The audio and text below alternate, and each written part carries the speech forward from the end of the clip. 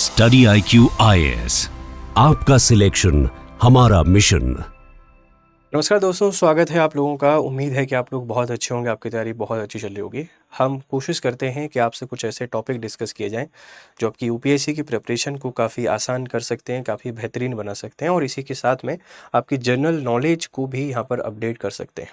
पिछले कुछ बरसों से क्लाइमेट चेंज पर लेकर बहुत सारी बातें हुई हैं, बहुत सारे डिस्कशन हुए हैं, लेकिन क्लाइमेट चेंज किस तरीके से हम लोगों को डिस्ट्रॉय करता जा रहा है, किस तरीके से हमको बर्बाद करता जा रहा है, उसका एक बहुत शानदार एक आर्टिकल यहाँ पर आपको देखने को मिलेगा कि हम लोग अगर इसी तरीके से इस पृथ्वी को बर्बाद करते रहे तो वो दिन शायद दूर नहीं होगा कि एक दिन ये पृथ्वी हमको पूरे तरीके से बर्बाद कर देगी। आप अगर यूपीएससी की प्रिपरेशन किए हैं या थोड़ी सी भी आपने स्टडी की है तो आपको पता है कि हमसे पहले बहुत सारे सिविलाइजेशन हुए हैं। चाहे भले हम दुनिया की जो किसी भी सबसे प्राचीन अर्बन सिविलाइजेशन या एंशिएंट सिविलाइजेशन की बात करें, वो कोलैप्स हुए। वजह उसके पीछे क्या है? जो सबसे बड़ी वजह मानी जाती है क्लाइमेट चेंज। उन लोगों ने तब क्लाइमेट चेंज को फेस किया जब बहुत सारे डेवलपमेंट नहीं किए।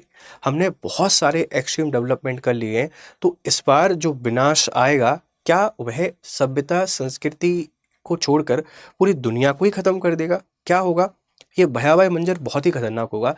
लेकिन अभी एक बहुत रीसेंट स्टडी हमको बताती है कि हमारे जो समुद्र हैं, समुद्र आप सबको पता है कि खारे जल का एक बहुत बड़ा विशाल भंडार है, इनकी बहुत गहराई है, इनका सी लेवल राइज हो रहा है, मतलब इनका स्तर बढ़ रहा है और समुद्रों का स्तर बढ़ रहा है तो मानव सभ्यता के लिए बहुत बड़ा खतरा है।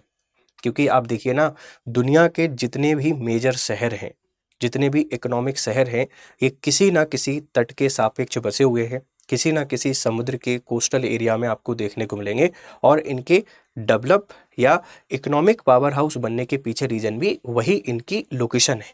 क्योंकि समुद्र के आसपास बसे हुए हैं तो ट्रेड आसानी से हो पाता आ रहा है, अभी से नहीं, सदियों से चला आ रहा है और ट्रेड होने के कारण इनकी इकोनॉमिक स्थिति काफ़ी बेहतर है। लेकिन अब खतरा क्या है? अगर समुद्र का स्तर बढ़ेगा, अगर समुद्रों में जल स्तर बढ़ेगा तो सबसे पहले कौन डूबेगा? सबसे पहले आपके आइलैंड डूबेंगे। जितने भी कंट्रीज आइलैंड वाले हैं वो सारे डूब जाएंगे। कोस्टल एरिया में जितने शहर हैं ये सारे डूब जाएंगे और अगर ये सब कुछ आपके डूब जाते हैं तो बहुत बड़ा फाइनेंशियल क्राइसिस, बहुत बड़ा एनवायरमेंटल क्राइसिस हमको देखने को मिलेगा और यहाँ से आपकी सभ्यता की पतन की शुरुआत मानी जाएगी। लेकिन ये सब हो क्यों रहा है? इसके पीछे वजह क्या है?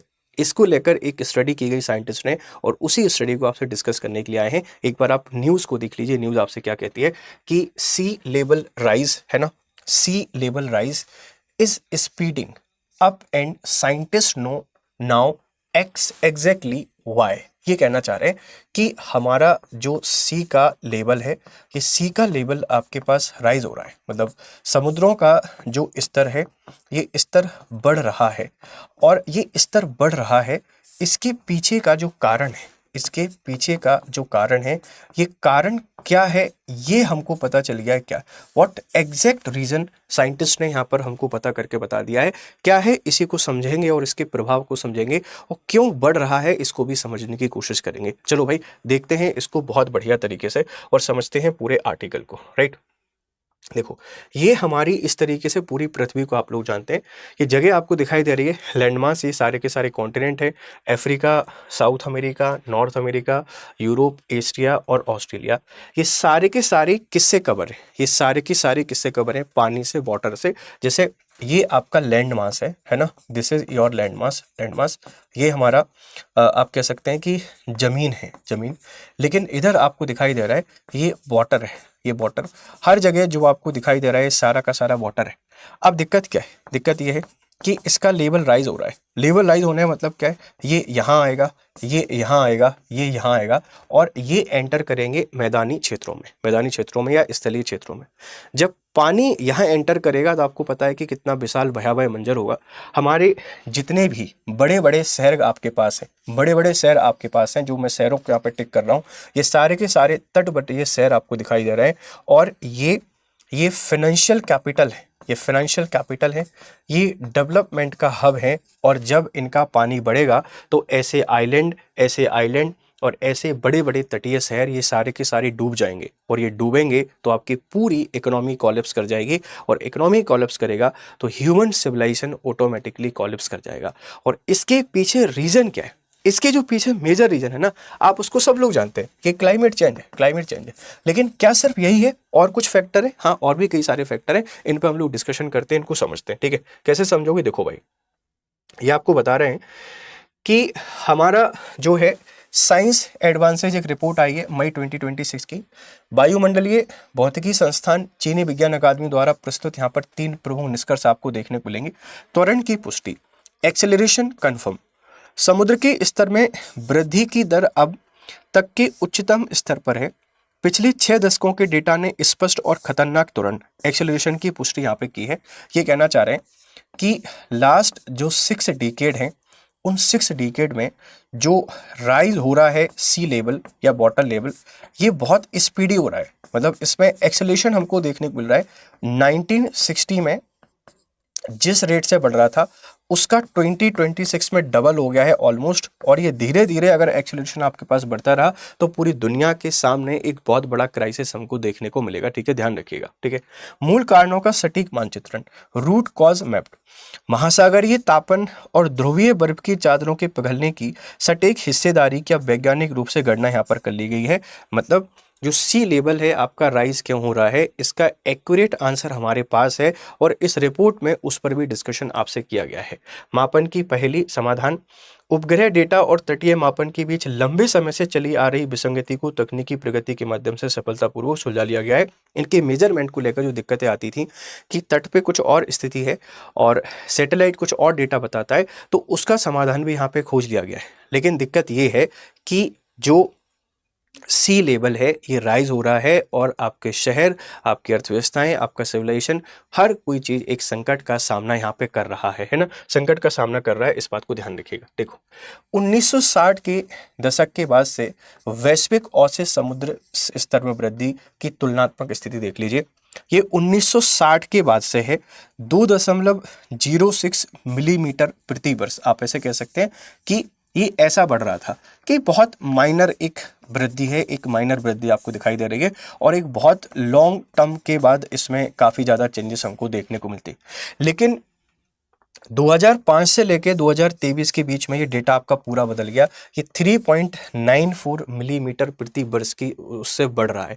मतलब ये इतना जा रहा है, पहले ये यहाँ था, ये अचानक से ऊपर जा रहा है और आगे ऊपर जाएगा ही जाएगा, और आगे आने वाले समय में संकट का सामना हमको करना ही पड़ेगा।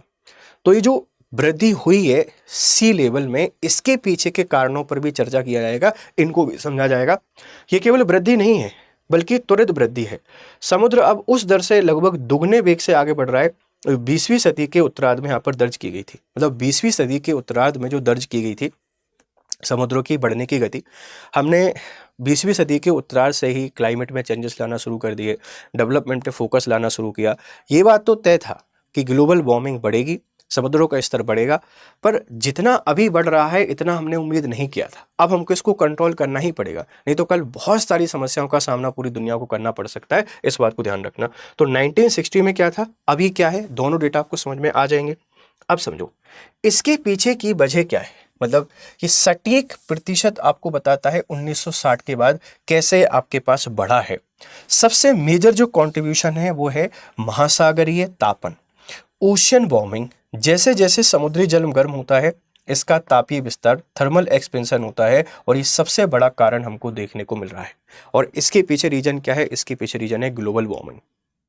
बहुत अधिक गर्मी आ रही है, अधिक हीट आ रही है, तो ओशियन उसको क्या करते हैं, एब्जर्व करते हैं, अपने अंदर लेके जाते हैं। पानी गर्म होता है, और पानी गर्म होकर आपको पता है एक्सपेंड होता है, फैलता है, और इसके फैलाव के कारण समुद्र का जो स्तर है ये लगातार बढ़ रहा है। तो सबसे मेजर जो कॉज है वह है आपके पास समुद्री तापन। इस बात को ध्यान रखना। सेकेंड नंबर पर 27% कॉन्ट्रीब्यूशन है पर्वतीय हिमनद, माउंटेन ग्लेशियर। पर्वतीय चोटियों से पिघलने वाली बर्फ का निरंतर प्रवाह। पहले ग्लेशियर इतनी जल्दी मेल्ट नहीं हो रहे थे, लेकिन अब आप देखेंगे कि बहुत सारे ग्लेशियर एक्सटेंट हो चुके हैं, मृत हो चुके हैं। ग्लेशियर क्यों मेल्ट हो रहे हैं, रीजन आपके पास वही है, ग्लोबल वार्मिंग, तापमान बढ़ रहा है, ग्लेशियर मेल्ट हो रहे हैं, और ग्लेशियर मेल्ट होकर पानी कहाँ आ रहा है, नदियों में। इस समुद्र का स्तर सिर्फ नहीं बढ़ा रहे, ग्लेशियर खत्म हो रहे हैं, पृथ्वी के एल्बिडो में चेंजेस आएंगे। ग्लेशियर खत्म हो रहे हैं, आपकी रिवर्स एक दिन बर्बाद हो जाएंगी। ग्लेशियर्स खत्म हो रहे हैं तो जो माउंटेन टूरिज्म है वो भी आपका पूरी तरीके से खत्म हो जाएगा, और ग्लेशियर खत्म हो रहे हैं तो माउंटेन का जो इकोसिस्टम है वो भी आपका पूरी तरीके से खत्म हो जाएगा। समुद्र लेवल को बढ़ा रहे हैं ग्लेशियर का मेल्ट होना, और पूरे सिविलाइजेशन के सामने बहुत बड़ा चैलेंज लेकर आ रहे हैं। तो दूसरा फैक्टर आपके पास पीछे ये। तीसरा फैक्टर जो 15% के आसपास कंट्रीब्यूट करता है, ग्रीनलैंड बर्फ की चादर, ग्रीनलैंड आइस शीट। ध्रुवीय क्षेत्रों में बड़े पैमाने पर जल का निर्वहन हो रहा है, यहाँ भी तापमान बढ़ रहा है, वही ग्लोबल वार्मिंग है उसके कारण, तो ग्रीनलैंड की बर्फ भी पिघल रही है। देखो पहले सिर्फ ये दो माने जाते थे, ग्रीनलैंड और अंटार्कटिका की बर्फ की चादर का पिघलना, क्योंकि पहले इन दोनों में ही ज़्यादा चेंजेस आते थे, जो हॉट ओशनिक करंट कभी पहुंच जाते थे, इनके कारण ग्लेशियर मेल्ट होते थे। इतने बड़े लेवल पर ग्लोबल वार्मिंग पहले नहीं था, लेकिन ये दो जो पहले प्राइम फैक्टर हुआ करते थे अब ये माइनर हो गए। देखिए अंटार्कटिका जो है ये 15% और ग्रीनलैंड 15% और अंटार्कटिका आपका सिर्फ और सिर्फ 12% कंट्रीब्यूट कर रहा है। पहले ये दोनों ही प्राइम हुआ करते थे, लेकिन अब ये और प्राइम हो चुके हैं, महासागरीय तापन, पर्वतीय हिमनद, और फिर आपका ग्रीनलैंड और फिर आपका अंटार्कटिका। और चौथे नंबर पर आपके पास यहाँ पर आप लोग देखेंगे, पांचवें नंबर पर ये भूमिगत जल का भंडारण है, मानव प्रेरित भूमिजल निष्कर्षण और जल चक्र में परिवर्तन, इसके कारण भी समुद्र का जो जल स्तर है ये बढ़ रहा है। तो अगर देखो प्रीलिम्स में क्वेश्चन बनेगा तो सारे के सारे फैक्ट आ सकते हैं, मेंस में क्वेश्चन बनेगा तो आप सारे के सारे फैक्ट को यूज कर सकते हैं कि ऐसा क्या रीजन है कि समुद्रों का जल स्तर आपके पास बढ़ रहा है। ठीक है, अब जल स्तर आपके पास बढ़ रहा है, इसके पीछे कारण आपको समझ में आ गए। अब आप एक बार समझने की कोशिश कीजिए कि इसके कारण क्या होगा। पूरे शहर आपके तबाह होंगे, ग्लेशियर पिघलने से ड्रिंकिंग वाटर क्राइसिस आएगा, रिवर्स आपकी बर्बाद हो जाएंगी, इंडस्ट्री बर्बाद हो जाएंगी, एग्रीकल्चर बर्बाद हो जाएगा, और ह्यूमन सिविलाइजेशन पूरे तरीके से एक्सटेंड हो सकता है सिर्फ इस एक चेंजेस के कारण। तो अभी भी समय है, हमको अफॉरेस्टेशन पे काम करना चाहिए, वनों की कटाई रोकनी चाहिए, ग्लोबल वार्मिंग को कंट्रोल करना चाहिए, और ग्लेशियर को मेल्ट होने से हमको बचाना चाहिए। नहीं आगे आने वाले 100, 200, 250, 300 सालों में ये पूरा सिविलाइजेशन आपका तबाह हो जाएगा और सिर्फ अवशेष बनेंगे, फिर कोई एक नई व्यवस्था हमको देखने को मिलेगी। तो ग्लोबल वार्मिंग अपने पीक पर है, बहुत बड़े लेवल पर हमको हिट कर रहा है। इसको बचाव के जो भी समाधान हो सकते हैं पूरी दुनिया को सोचना पड़ेगा, नहीं तो एक बहुत भयावह मंजर हमको देखने को मिलेगा पूरी दुनिया के सामने। ठीक है, तो रीजंस क्या है आप इनको एक बार देख लीजिएगा। अब देखो सी लेवल राइजेस, जैसे ये ग्रीनलैंड आइस शीट है, ये आपके पास पिघल रहा है, इससे राइजिंग सी लेवल आपके बढ़ रहा है।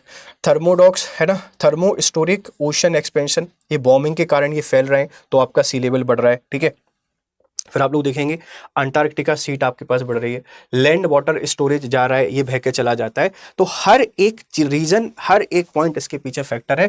देखो 1960 से लेकर 2000 तक 2.6 मिलीमीटर ईयर, ठीक है। फिर 1993 से लेके 23 तक 3.41, और 5 से लेके 25 तक आपका 3.94, मतलब कितना डबल इसकी पिघलने की रेट हो चुकी है, या डबल इसकी बढ़ने की रेट हो चुकी है, जो कि बहुत ही भयावह मंजर है पूरी दुनिया के सामने। इस बात को ध्यान रखिएगा। ठीक है, 1960 से 1993 प्रारंभिक चरण क्या थे, महासागरीय तापन और भूमिगत जल भंडारण में कमी, इसके कारण है ना, ये डोमिनेंट फैक्टर थे। 1993 और 2023 के बाद ग्रीनलैंड बर्फ का पिघलना और अंटार्कटिका में बर्फ का पिघलना, ये कारण हुए। और 1993 के बाद से ध्रुवीय क्षेत्रों में विशाल बर्फ की चादरों और ग्लेशियरों का तेजी से पिघलना इस तुरंत का सबसे बड़ा कारण बन गया। तो हर फेज में किस चीज ने डोमिनेट किया है, आप इस बात को ही बहुत अच्छे तरीके से समझ सकते हैं कि ये डोमिनेटिंग फैक्टर के तौर पर आपको देखने को मिल रहे हैं। ठीक है, अब देखो पहले उपग्रह मापन डेटा से देखा जाता था, और अब इनके बीच में एक बेहतर हमने बैलेंस बना लिया है। तो एक्यूरेट डेटा हमको मिल गया है कि इनके पिघलने के पीछे वजह क्या है और इनके कारण खतरा हमको क्या देखने को मिलेगा। तो एक इंपॉर्टेंट एस्पेक्ट है क्लाइमेट और ज्योग्राफी को, इसको बहुत अच्छे से तैयार करिएगा, प्रीलिम्स और मेंस में अच्छे तरीके से आप इसको यूज़ करिएगा। अब अगर आप यूपीएससी की तैयारी कर रहे हैं तो आपके काम की खबर है, और काम की खबर क्या है, देखो भाई, आपने हमारे स्मार्ट मॉडल पर आधारित स्टडी हासिल करने के लिए 2027, 2028, 2029 में आप एनरोल कर सकते हैं। मॉर्निंग और इवनिंग के बैचेस आपको मिल जाएंगे। ये हमारा कोड है GRS लाइव, आप इसको यूज़ कर सकते हैं, और सिर्फ इस प्राइस से आपके कोर्सेज शुरू हो रहे हैं। बैचेस की शुरुआत 27 मई से हो रही है। 76400300 आप इसके थ्रू एनरोल कर सकते हैं, और बहुत बड़े लेवल पर आपको आंसर राइटिंग, टेस्ट सीरीज और ढेर सारी चीज़ें यहाँ पर प्रोवाइड कराई जाएंगी। तो जुड़िए हमारे साथ, बेहतर तरीके से पढ़ाई कीजिए। चलिए फिर मिलते हैं क्लासेस में, तब तक खुश रहें, मस्त रहें, have nice time, good day to all. Study IQ IAS, आपका सिलेक्शन हमारा मिशन।